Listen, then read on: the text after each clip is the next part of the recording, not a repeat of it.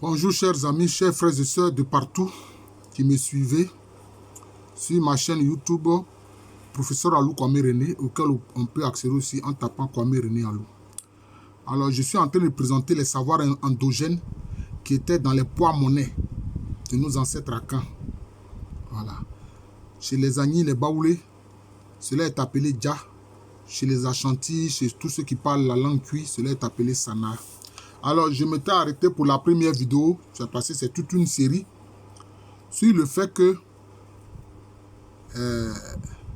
les figurines qui sont des poids-monnaies, l'une de ces figurines représente une pyramide à 7 degrés.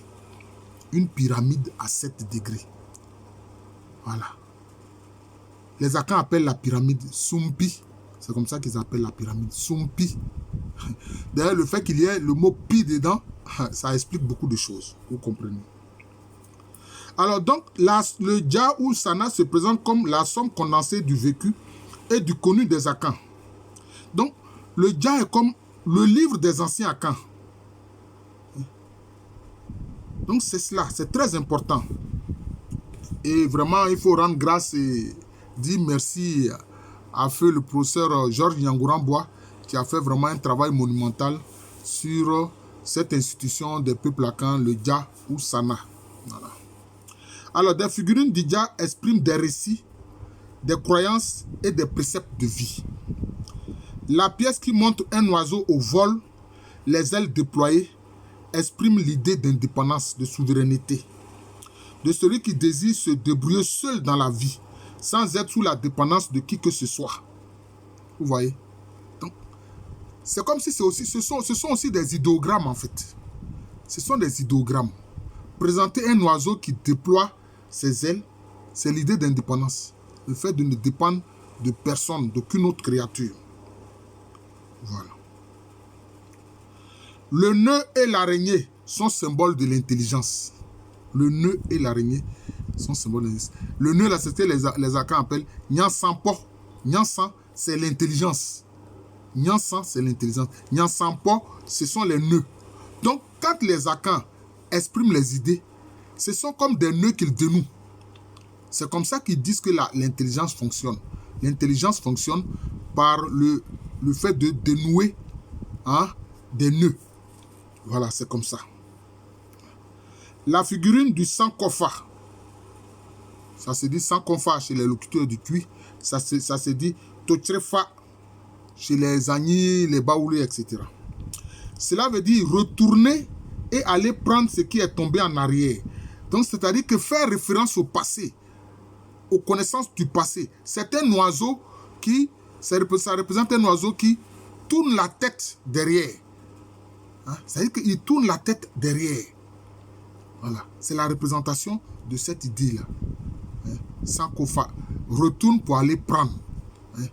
Fais un retour en arrière pour aller chercher un trésor, quelque chose d'important que tu as laissé tomber. Voilà, d'où le retour à nos vraies valeurs. Voilà, à nos vraies valeurs. Parce que c'est un peu comme si les valeurs des Africains, ce qu'ils ont fait, tout était parfait. Non, frère, tout n'était pas parfait. Il y avait aussi des choses qui n'étaient pas intéressantes. Ça, il faut savoir cela. Voilà. Le fait, par exemple, d'exécuter des captifs pour accompagner les rois, les reines et puis les nobles dans l'au-delà, quand ceux-ci meurent, bon, c'est pas bon. Voilà. Se soumettre aussi à certains esprits qui les font entrer en transe et qui pratiquement les manipulent en disant bon, que tel jour, tu ne peux pas avoir de rapport avec ton épouse, etc. Tel jour, il ne faut pas mener ses activités, etc. Bon, peut-être que ça, c'est une méthode aussi pour ménager la nature. Bon, mais on met des esprits en avant. C'est cela. Voilà. Donc, ça renvoie à la quête de la connaissance. Voilà. Ce symbole-là de l'oiseau qui se retourne, qui tourne sa tête en arrière, ça renvoie à la connaissance ancienne, qu'il ne faut pas perdre de vue. Voilà. Mais aussi, c'est le symbole de l'armée de l'arrière, qu'on appelle Acherdom ou Achedom. Voilà, c'est aussi son symbole. La pyramide Sumpi, donc à 7 degrés, symbolise le pays, le royaume avec ses différents clans constitutifs et ses différents groupes sociaux. Être sur une pyramide, c'est être roi ou dans une situation similaire. Voilà. Donc, le sommet de la pyramide, c'est le roi qui y est. Mais aussi, les 7 degrés, ça représente les 7 matriclans Akans. Les 7 matriclans Akans. J'ai fait des vidéos déjà sur les 7 matriclans. Bon, je vais citer chaque fois comment cela se dit chez les locuteurs du Cui et comment cela se dit chez les Nzema et autres et chez les autres. Le matriclan, qu'on dit être le premier à avoir quitté le lieu de la création, donc avoir quitté la vallée du Nil de l'Omu, c'est le matriclan qui a pour symbole le chien et le feu. Les Kufo appellent ça Adjuana. Les Nzema appellent ça Ndouafo.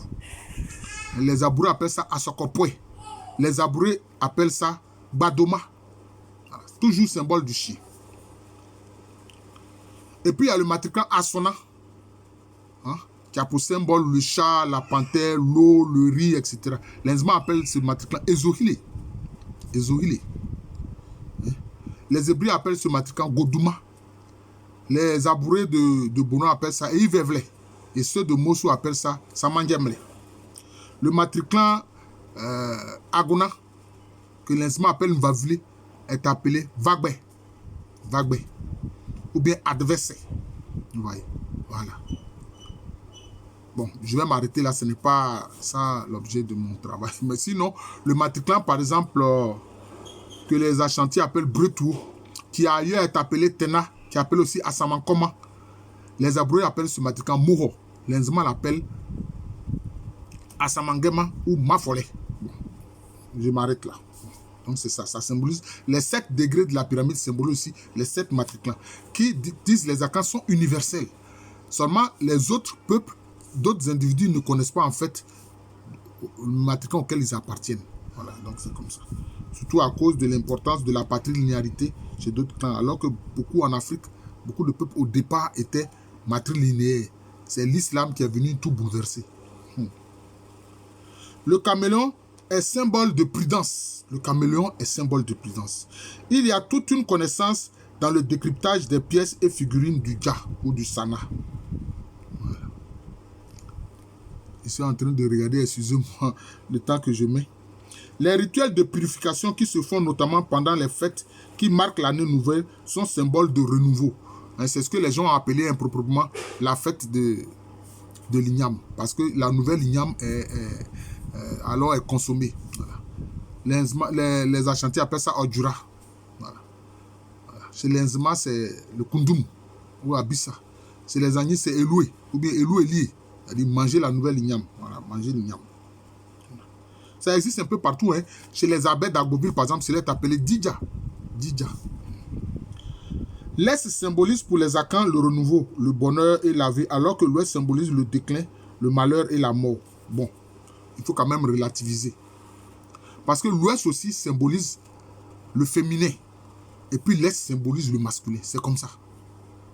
Voilà. C'est comme ça. Si bien que chez certains Akans, dans l'inhumation des personnes, quand c'est un homme, on tourne sa tête vers l'Est. Que les Nzema appellent Sanzandoudoulé. Voilà. Et puis maintenant, quand c'est une femme, on tourne son visage vers l'ouest, que les Nzema appellent Sanzandolier. Voilà.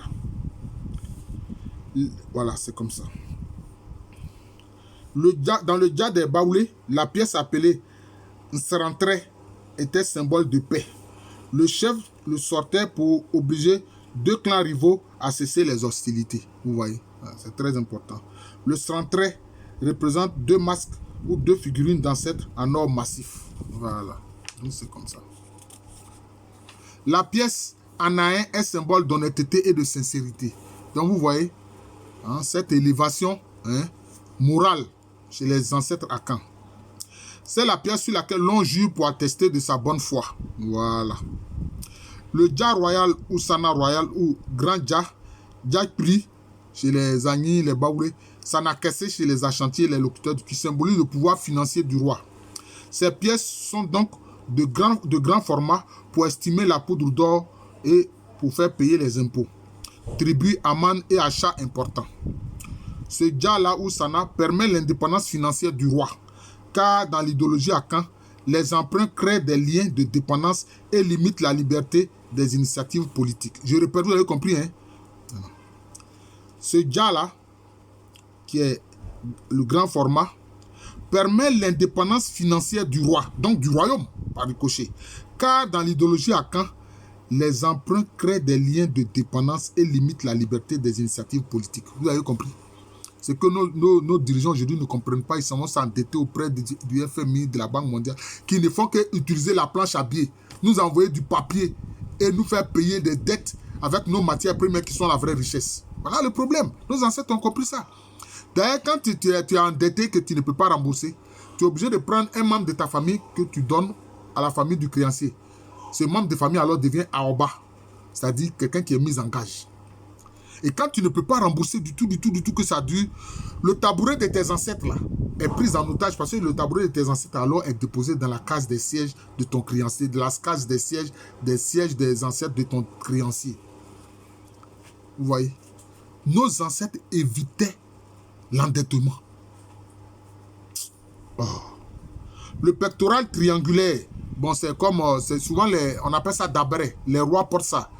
Hein, c'est souvent soit en or massif ou bien en feuille d'or, c'est un triangle comme ça et puis qu'ils mettent au cou. Voilà, c'est comme ça le pectoral triangulaire. Symbolise le pouvoir sacré du roi. Mais aussi ça symbolise en fait une forme de bénédiction, ça apporte la bénédiction. Voilà, c'est ça. La queue du crocodile symbolise l'absence d'amour et donc d'union. La queue du crocodile symbolise l'absence d'amour et donc d'union. Parce que la queue du crocodile, quand ça vous frappe, hein, c'est très douloureux. L'amour et l'union, tels que les hommes les vivent, ne sont que des reflets bien pâles de l'union entre le ciel et la terre. Voilà, parce que pour eux, le ciel et la terre, il y a une communion. Le ciel en haut, c'est Osro. En bas, la terre, c'est Assassé. Voilà, les Allemands, ils disent en Ouma. Voilà. Or, la queue du crocodile, animal de l'homme de pouvoir, donne des coups douloureux qui ne sont pas favorables à l'amour et à l'union. C'est pour ça que dans les régions lagunaires, les Akans lagunaires, le symbole de l'homme de pouvoir, c'est le crocodile. Mais aussi, c'est le poisson-ci. Le poisson-ci, d'ailleurs, qui est un des symboles du franc CFA que les gens utilisent pour nous esclavagiser encore. Couper la feuille d'une plante en deux et la poser devant une assemblée qui juge signifie que l'on implore son pardon. Voilà. Donc, vous voyez, il y a tout un langage symbolique là-dedans. Quand le papillon, qu'on appelle afanfantor,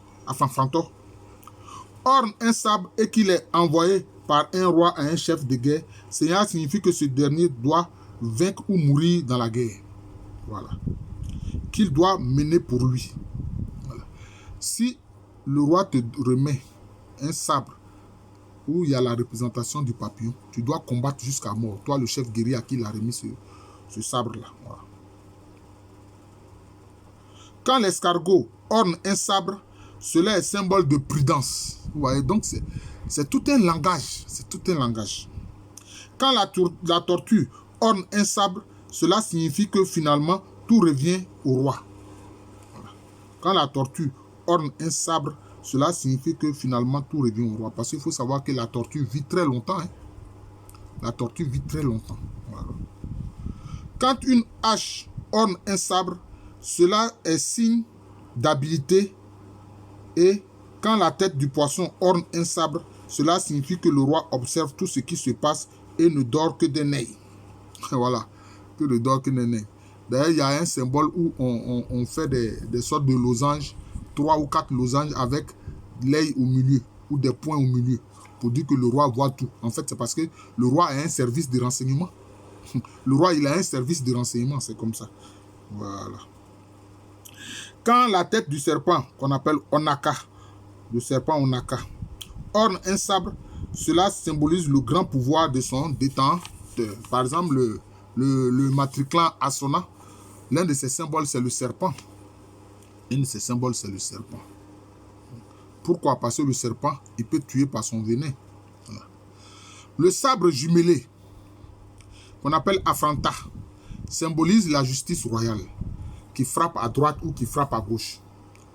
Quand ça te frappe à droite, cela veut dire que tu es innocent. Quand ça frappe à gauche, cela veut dire que tu es condamné. Voilà. C'est une sorte de sabre jumelé.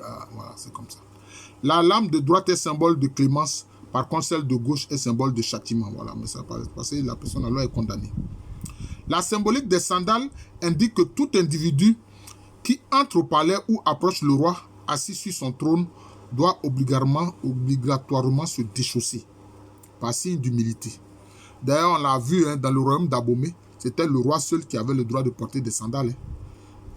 Si bien que les sandales du roi, chez les Akans, est appelé Mpaboa Kessi, c'est-à-dire la grande sandale, la sandale forte. Voilà. D'ailleurs, c'était très important aussi dans l'Égypte antique. D'ailleurs, j'ai fait une vidéo sur la comparaison des sandales des anciens rois d'Égypte, les Nessout, et puis ceux des rois Akans, les Ohene. C'est comme ça. Quand quelqu'un prend la parole publiquement en présence du roi, il doit se soumettre à la même règle. Il existe, mais non seulement, bon, en fait, là, c'est comme s'il retire presque légèrement ses sandales du pied, notamment même quand on prend la parole en public. Et puis maintenant, son pagne, il fait découvrir sa poitrine. Voilà, il fait découvrir sa poitrine. Voilà, c'est comme ça. C'est comme ça. Il existe des sandales spéciales en or massif qui sont montrées au public quand le roi est porté en hamac, pour montrer en fait sa puissance financière. Déposer le roi consiste donc pour les dignitaires du royaume Akan à lui ôter les sandales et le pagne d'apparat qu'il porte. Voilà, c'est comme ça. Le pectoral triangulaire qu'on appelle Adabo Bere, est aussi symbole de fécondité, de sorte qu'autrefois il n'était porté que par la reine. Aujourd'hui, les gens appellent reine-mère, voilà. Parce que le triangle est orienté vers le bas. Enfin, le sommet du triangle est orienté vers le bas. Donc, ça symbole aussi l'eau qui tombe. L'eau qui tombe. Donc, l'idée de fécondité aussi qui est liée à la femme. C'est comme ça. Le pectoral triangulaire symbolise aussi les organes vitaux. Le foie, le cœur, les reins. Il est en or massif ou en feuille d'or. C'est comme ça. Le dengue brafou. Le dengue blafou, tel que appelé par les Agnés, les Baoulés, mais que les locuteurs du cul appellent dengue franfou, c'est-à-dire crocodile croisé. Ça forme la croix gammée et c'est le symbole de la connaissance suprême et de l'être suprême. Il exprime aussi, parce que c'est un signe qui représente même le divin, que les criminels nazis ont dévoyé. Ça existe même en Inde, on appelle ça le svastika. La croix gammée. Mais quels sont ceux qui ont envoyé ça là-bas? Ce sont les Sidi, ceux qu'on a appelés les Dravidiens. Donc ce sont les Noirs qui ont montré ça à ceux-là, à ces Caucasiens, dont certains sont devenus des criminels notoires, qui font souffrir les peuples sur la terre. C'est malheureux. Ils n'ont pas de connaissance du divin, c'est eux qui font souffrir les gens. Il exprime aussi la solidarité au sein du matrilignage, c'est ça. Car les deux crocodiles croisés ont le même estomac. Chacun a ses idées, c'est-à-dire chaque crocodile a sa tête, mais ils ont le même estomac. Chacun a ses idées, les deux têtes des crocodiles. Ses modes d'action, les deux queues. Mais tous œuvrent pour le bien du matrilignage. Mais est-ce que nous œuvrons tous pour le bien de nos pays, de nos peuples en Afrique? C'est ça qui fait problème. Vous voyez que nos ancêtres insistaient sur l'unité. Tu peux avoir tes idées, hein? Tu peux avoir tes modes d'action, mais quand il s'agit de l'intérêt du lignage ou du royaume ou de l'État, tous nos idées, nos pensées doivent converger pour l'intérêt du pays, du royaume. C'est ça. Ce que les gens ne font pas aujourd'hui. Vous œuvrez pour la France, pour les Occidentaux qui nous maltraitent depuis près de 6 siècles. Vous n'avez pas honte là? Sérieux? Oh, bon. La pièce du Dja qui montre deux crocodiles se mordant mutuellement la queue indique que nul ne doit mordre d'autrui. Bin kan obi. Voilà. Faut pas faire du tort à l'autre. Voilà. Ne fais pas à autrui ce que tu n'aimerais pas là. Que le Seigneur Jésus-Christ a dit là. Nos ancêtres savaient ça. Bin kan obi. Voilà. Faut pas mordre d'autrui. C'est-à-dire faut pas nuire à l'autre. Autrement dit, nul ne doit faire du tort à autrui en vue de la cohésion sociale. Personne ne doit bafouer la dignité d'autrui. Voilà. Obi mou obi kwasia. C'est-à-dire que faut pas prendre quelqu'un pour un idiot. Faut pas prendre les autres pour des idiots. Voilà. Obi mou obi kwasia. Faut pas prendre les gens pour des idiots. Comme je vois des journalistes français, et puis ils font comme si les Africains sont des enfants, des gens qui sont immatures. Ah! Mais quand même nous partons faire des études en Europe là, nous vous damons le pion. Nous sommes les meilleurs de la promotion. Et puis maintenant, vos politiques, vous font croire que nous sommes moins que des animaux, nous ne sommes pas intelligents, etc. C'est malheureux. C'est malheureux. Voilà. Les grandes idées. pour la cohésion de la vie des humains que nos ancêtres Akan avaient. Voilà. Alors, la pièce du Dja ou du Sana qui représente des nœuds, Nyansampo, hein, bon, que les Agnis, les Nzma appellent Polé, voilà, signifie nœud d'intelligence et caractérise le bon sens des idées, des pensées et des paroles exprimées. Dénouer les nœuds, c'est surmonter les obstacles, les difficultés grâce à la réflexion. Les paroles pour exprimer l'aboutissement de la réflexion doivent être véridiques, exposées suivant des nœuds, c'est-à-dire des points de conceptualisation. C'est-à-dire des points de conceptualisation. Oh, j'en suis déjà à 20 minutes, mon Dieu. Et l'usage de proverbes, c'est-à-dire Aindra. Aindra, l'usage de prophète, de proverbes. Aindra, c'est-à-dire dépasser l'œil. Littéralement, c'est ce que ça veut dire. Mais les Kifo appellent ça Ebe. Pour donner un poids réel à l'argumentation. Cela indique que l'exposant connaît les institutions et traditions du pays. Pour ce faire, il y a des maîtres de la parole. Des maîtres de la parole qui sont aussi en fait des diplomates. C'est ce que les Kifo appellent Tiamé, c'est-à-dire celui qui tient la parole. Maintenant, Pomafoué, là ça symbolise le fait qu'il est porte-canne. Il a une canne qui symbolise un peu pouvoir royal et au nom du roi auquel il parle. Voilà, il parle au nom du roi. Ils sont des personnages importants dans les cours royales. Ils sont émissaires et ambassadeurs auprès des cours royales étrangères. Le nœud est aussi symbole de sagesse. Voilà, le nœud est aussi symbole de sagesse. Les ventres réunis des crocodiles croisés sont aussi symboles de matrilignage lui-même, car celui-ci est né de la fécondité d'une aïeule. Le ventre est donc symbole de la femme féconde qui perpétue l'existence du matrilignage. Chez les Aradians, le terme qui désigne justement le matrilignage a la même racine que le mot ventre, etioko. Chez les Agnis sans vie, les figurines qui représentent le porc-épic, kotoko, et le hérisson, ekpenze, indiquent que ce qui arrive à un membre du matrilignage touche tous les autres, car ils sont parents, tout comme ces deux animaux sont de la même espèce. Voilà. La figurine qui représente la panthère symbolise la force brutale. Aussi, un proverbe abouré dit « La panthère ne promène pas sa victime sur un chemin agréable ». C'est une allusion à un régime de répression aveugle à un pouvoir despotique. Et les Akan n'en voulaient pas. La figurine qui représente le scarabée dans le Dja de Baoulé est symbole de dignité.